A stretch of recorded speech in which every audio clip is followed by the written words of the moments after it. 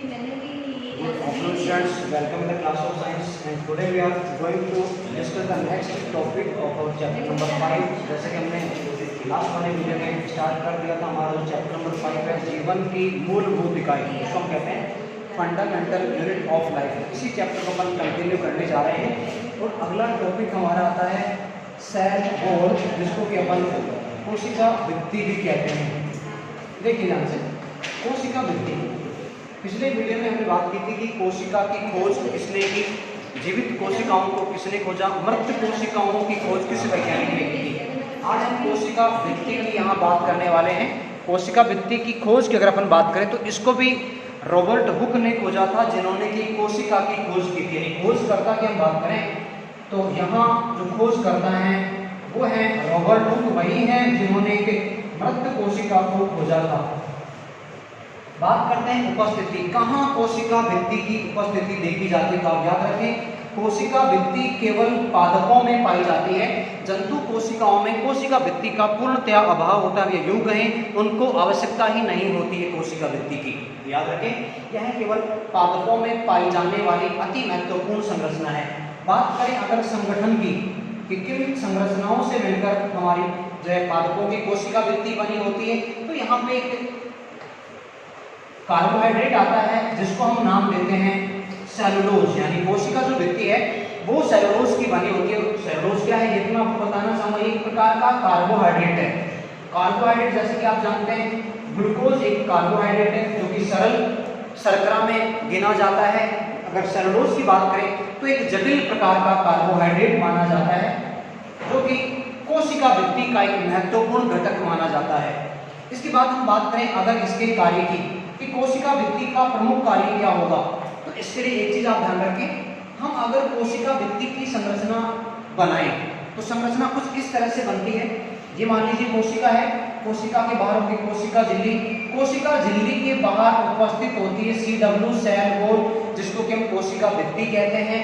और आप लोग जानते हैं कि जो पादप कोशिकाएं हैं वहां केंद्रक थोड़ा सा परिधि की तरफ स्थित होता है। क्यों होता है परिधि की तरफ? क्योंकि यहाँ जो रिक्तिकाएं होती हैं उनका आकार बड़ा होता है, जिसकी वजह से केंद्रक को परिधि की तरफ धकेल दिया जाता है।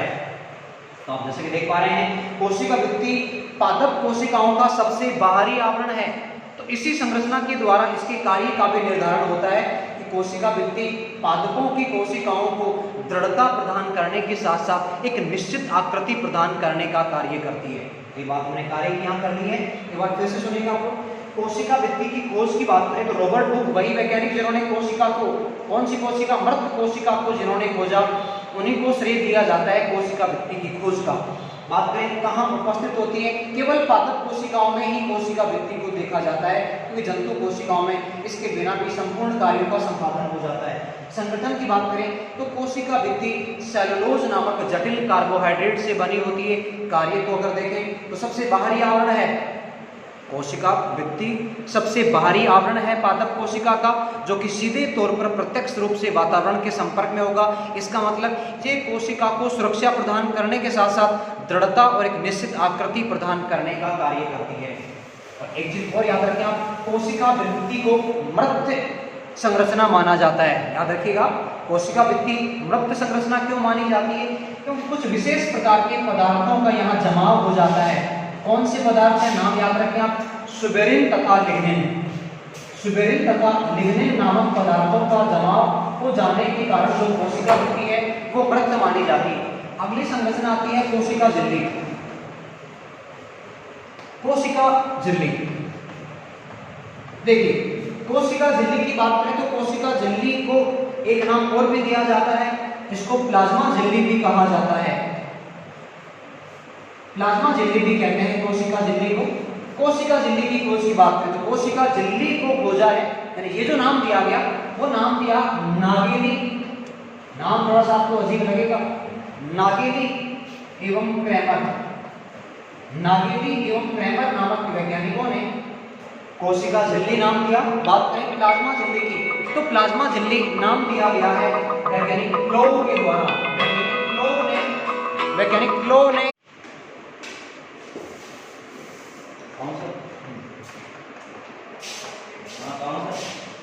प्लाज्मा झिल्ली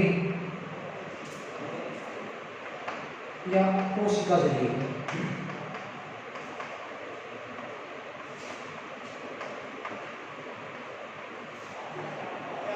एक ही बात है, प्लाज्मा झिल्ली कहें चाहे कोशिका झिल्ली कहें, दोनों का मतलब एक ही है। अब देखिए नाम जो है किसने दिया, इनके अपन बात कर लेते हैं। प्लाज्मा झिल्ली जो नाम है वो दिया गया वैज्ञानिक प्लोव के द्वारा। वैज्ञानिक प्लोव ने प्लाज्मा झिल्ली नाम दिया। कोशिका झिल्ली की बात करें नागेली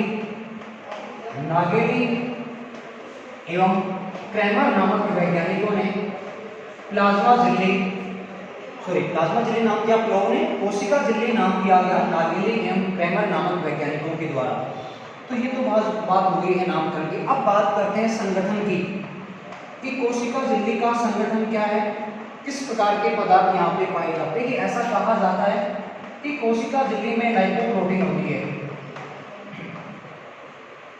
कोशिका झिल्ली में लाइपोप्रोटीन, इसका मतलब क्या हुआ, ये लिपिड और प्रोटीन की बनी होती है। यानी रासायनिक संगठन अगर देखा जाए कोशिका झिल्ली का, तो उसमें लिपिड जिसको केवल वसा भी कहते हैं, और साथ में प्रोटीन की मात्रा पाई जाती है। दोनों को मिला के अपना नाम देते हैं लाइपोप्रोटीन। तो ये बात होगी संगठन की। अब बात करते हैं कि उपस्थिति किन सजीवों में कोशिका झिल्ली पाई जाती है। तो आप याद रखें, पादपों एवं जंतुओं दोनों में कोशिका झिल्ली आवश्यक रूप से पाई जाती है। पादपों में भी कोशिका झिल्ली पाई जाती है, तो जंतुओं में भी कोशिका झिल्ली पाई जाती है। यानी उपस्थिति की अगर बात करें कि कहाँ उपस्थित है, तो यहाँ हम ये कहेंगे पादप व जंतु दोनों में कोशिका झिल्ली पाई जाती है। अब सबसे अंत में बात करते हैं कार्य की। देखिए अति महत्वपूर्ण कार्य कोशिका झिल्ली के द्वारा किया जाता है। प्रत्येक कोशिका का, जंतु कोशिका की बात करें, प्रत्येक जंतु कोशिका का सबसे बाहरी आवरण है कोशिका झिल्ली। लेकिन पादपों की अगर बात करें तो पादपों की कोशिका का सबसे बाहरी आवरण कोशिका भित्ति होता है, आप याद रखिएगा। जंतु कोशिका का सबसे बाहरी आवरण कोशिका झिल्ली है, जबकि पादप कोशिका का सबसे बाहरी आवरण कोशिका भित्ति होता है। तो हम कार्य की बात करने जा रहे हैं। देखिएगा विशेष प्रकार के कार्यों का संपादन कोशिका झिल्ली के द्वारा किया जाता है। एक सिंपल एग्जांपल की हम बात करें तो देखिएगा, ये मान लीजिए हमारी कोशिका झिल्ली है।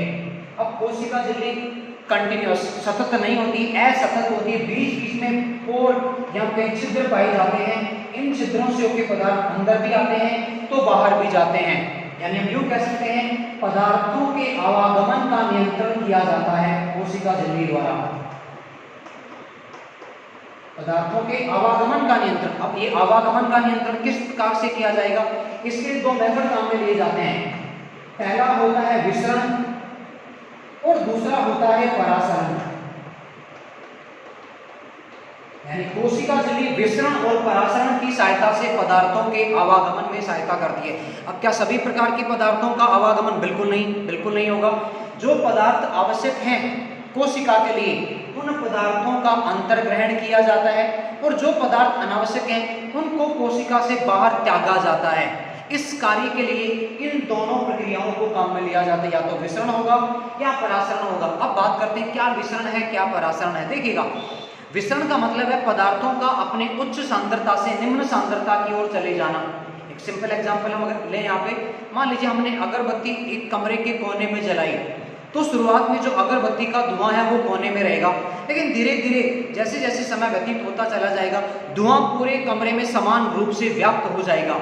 धुआं बाकी जगहों पर जा रहा है, उन जगहों पर जा रहा है जहां मात्रा कम है धुआं के कणों की, यानी उच्च सांद्रता से कम सांद्रता की ओर धुआं के कण विसरित हो रहे हैं। तो यहाँ विसरण की प्रक्रिया हो रही है।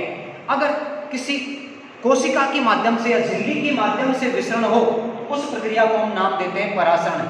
अभी हमने कहा अगरबत्ती का धुआं एक स्थान से कमरे के दूसरे वाले स्थानों पर चला गया बिना किसी माध्यम के, बिना किसी झिल्ली के, बिना किसी कोशिका के। यहाँ कोई झिल्ली नहीं थी, इस प्रक्रिया को हमने कह दिया विसरण। परासरण में क्या होगा, झिल्ली के माध्यम से विसरण होगा। एग्जाम्पल की हम बात करें तो पादपों की जो जड़ें होती हैं जल का अवशोषण करती हैं। अब जड़ों के द्वारा जल अंदर अवशोषित होगा, कहाँ से? मिट्टी के कणों से। यानी ये मान लीजिए जड़ें हैं और यहाँ मिट्टी के कणों के बाहर पानी की पतली परत है, तो ये जो पानी है वो जड़ों में अवशोषित होगा, लेकिन जड़ें वहाँ डायरेक्ट खुला स्थान नहीं है। जड़ों पर कोशिका भित्ति है, कोशिका झिल्ली है, कोशिका भित्ति और कोशिका झिल्ली से होकर जल का अवशोषण होगा। यानी हम कह सकते हैं कि जड़ों के द्वारा जो अवशोषण हो रहा है जल का, वो परासरण की विधि द्वारा हो रहा है।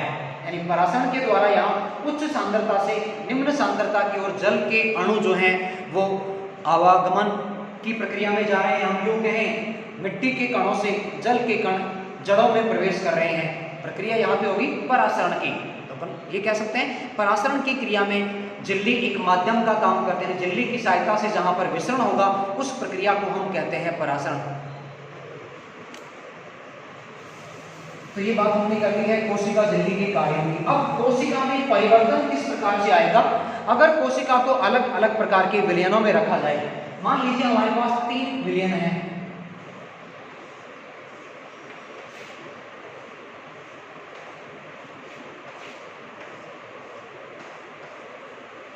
तीन विलयन है। अब किस प्रकार के विलयन है उनकी हम बात करते हैं। मान लीजिए बीकर ए है, ये बीकर बी है, ये बीकर मान लीजिए सी है। बीकर संरचना बीक की तरह होती है इसकी, इसलिए इसको बीकर कहा जाता है। मान लीजिए सबसे पहले वाले बीकर में अति पराशरी विलयन, और सेकंड वाले में है अल्प पराशरी विलयन। बात करेंगे क्या अल्प पराशरी है क्या अति पराशरी है। और सबसे लास्ट वाले में है सम पराशरी विलयन।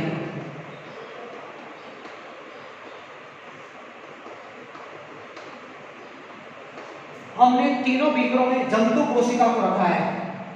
जैसे कि आप देख पा रहे हैं एक ही आवरण है जो कि कोशिका झिल्ली है। हमने तीनों बीकरों में कोशिका को रखा है, जंतु कोशिका को हमने रख दिया है। पहले बात करते हैं विलयनों का जो प्रकार हम यहाँ ले रहे हैं उसका क्या मतलब। देखिएगा अति पराशरी विलयन का मतलब है वह विलयन जिसमें जल के अणुओं की मात्रा न्यूनतम होती है। अति पराशरी वह विलयन जिसमें जल के कणों की मात्रा अति न्यून होती है। यानी जो विलयन है कैसा होगा, सांद्र होगा, गाढ़ा होगा, जिसमें जल की मात्रा कम है। जहां जल की मात्रा कम है वो विलयन होगा तनु। ये तनु विलयन है जिसमें जल की मात्रा कम है। भाई आप जानते हैं विलयन, देखिए विलयन कैसे बनेगा। विलयन तब बनेगा जब हमने विलय के साथ में विलायक लिया है। विलय प्लस विलायक अगर हम लेंगे तो उस स्थिति में विलयन का निर्माण होगा। विलय प्लस विलायक इज इक्वल टू विलयन, विलयन आपका बनेगा। अब देखिए हमने अगर जल की मात्रा कम ली है, मान लीजिए सिंपल एग्जांपल आपको देख के बताऊं, हमने 10 किलोग्राम चीनी ली। 10 किलोग्राम चीनी को हमने 1 लीटर पानी में डाल दिया। चीनी है 10 किलोग्राम और पानी है 1 लीटर। तो आप मुझे बताएं जो विलयन बनेगा कैसा होगा। सांद्र विलयन बनेगा, अति पराशरी विलयन बनेगा जहां चीनी विलय का काम कर रही है और पानी विलायक का काम कर रही है। चीनी ज्यादा है, पानी कम है, विलयन आपका अति पराशरी होगा, गाढ़ा होगा। इसके उलट हमने क्या किया, 1 किलोग्राम ली है चीनी और 10 लीटर हमने ले लिया पानी, यानी पानी ज्यादा लिया। 10 लीटर पानी में 1 किलोग्राम चीनी को डालेंगे तो विलयन आपका बनेगा अल्प पराशरी डाइल्यूट यानी तनु विलयन आपका बनेगा। यहाँ क्या होगा, यहाँ कोशिका में जितनी जल की मात्रा है उतनी मात्रा हमने विलयन में ली है। यानी जल के अणुओं की मात्रा या सांद्रता कोशिका और विलयन दोनों में समान है। तो हमने पहले अति पराशरी में देखा जंतु कोशिका में क्या परिवर्तन आया, देखिएगा ध्यान से।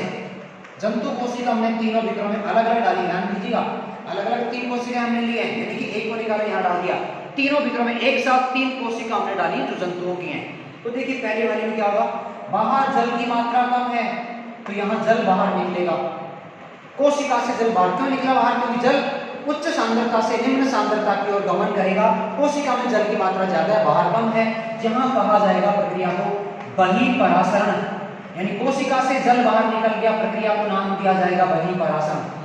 इस स्थिति में क्या होगा, अल्प पराशरी विलयन, जहां बाहर विलयन में पानी की मात्रा ज्यादा है तो विलयन से पानी कोशिका में प्रवेश करेगा और इसको कहा जाता है अंतःपरासरण। अंतःपरासरण क्यों, विलयन में पानी ज्यादा है, कोशिका में पानी की मात्रा कम है। अंतिम स्थिति को अगर देखें, देखिए दोनों स्थितियों में कोशिका में और बाहर विलयन में जल की मात्रा समान है। समपराशरी विलयन यहाँ पे हमने लिया है तो यहाँ परासरण नहीं होगा, यहाँ परासरण नहीं होगा। यानी दोनों तरफ जल के अणुओं की मात्रा या सांद्रता समान है, परासरण की प्रक्रिया नहीं होगी। इस प्रकार आप देख पा रहे हैं कि परासरण भी 2 प्रकार का है, एक बहिःपरासरण है और दूसरा वाला अंतःपरासरण है। तो आज हमने कोशिका झिल्ली को कंप्लीट कर लिया है। कल की वीडियो में हम नेक्स्ट टॉपिक लेके आगे बढ़ेंगे चैप्टर में। आज के लिए इतना ही। Thank you so much.